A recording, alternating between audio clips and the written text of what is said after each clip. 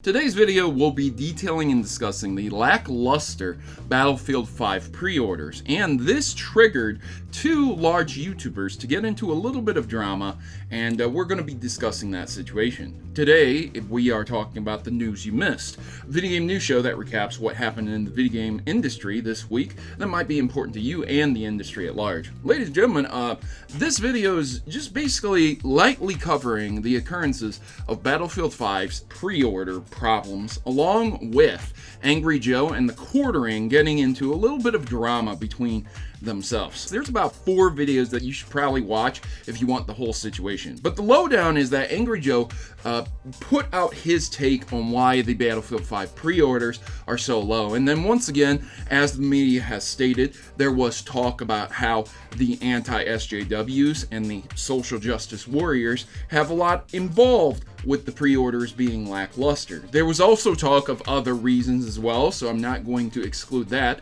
but the quartering replied to this. Now, everybody has a right to reply to videos on YouTube, but channels the size of AngryJoe usually don't even reply to channels that are around 100k in subscribers. This is what we call punching down. It's been talked about in many other videos, but people generally speaking just don't do it.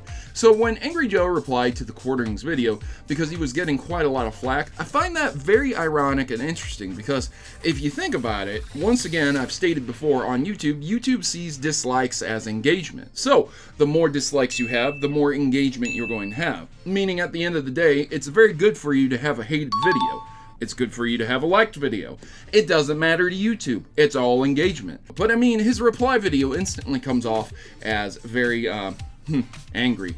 Shocking. I know. It's very ironic. AngryJoe being angry. Wow. You have to understand that the community itself is viewing it from a number of angles. Some of the community views the Battlefield 5 pre-orders being extremely low because of the social justice warrior elements in Battlefield 5. Some of them view it as historical inaccuracies, meaning people do not want the war being portrayed in such an inaccurate fashion because it leads to more inaccuracies and more and more and more, and they just don't like that.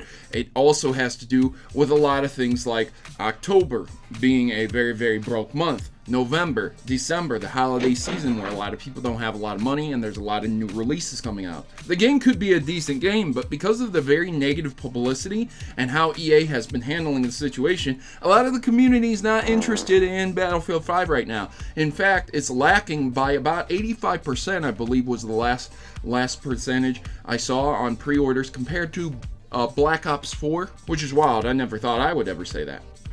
So the drama between the quartering and AngryJoe just boils down to the simple fact we have a clash of communities, a clash of subscribers. As one subscriber of AngryJoe's pointed out, he said AngryJoe could have been working on a very detailed review. That's why I subscribed to him, but instead he's doing this drama and lapping up the views from this internet drama. Seems that that individual that I saw and what they had said, they definitely would rather see him do reviews than get into politics. And that's the final point I'd like to make in this video. A lot of people are very, very tired of politics being in video games. Games aside that actually do deal with politics, like that's literally the point of the game, Civilization, games like that, put them aside. We're talking about video games that generally speaking don't have a lot of politics in them. A lot of people just want to see Joe not being involved in politics instead of getting involved in politics and saying this, that, and the other about why he feels something is occurring. They just want him to stick to video games, and I can understand that. I've stayed away from politics for a very, very specific reason.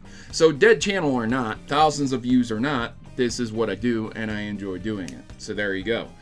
Again, I think it all boils down to being able to take criticism and understanding that there's a large chunk of people out there who don't want politics in video games, which I guess AngryJoe's his own person. He can run the channel how he wants, and that's just how it's going to be. If you don't accept that, I suppose you should just unsubscribe from him because you're never going to be happy.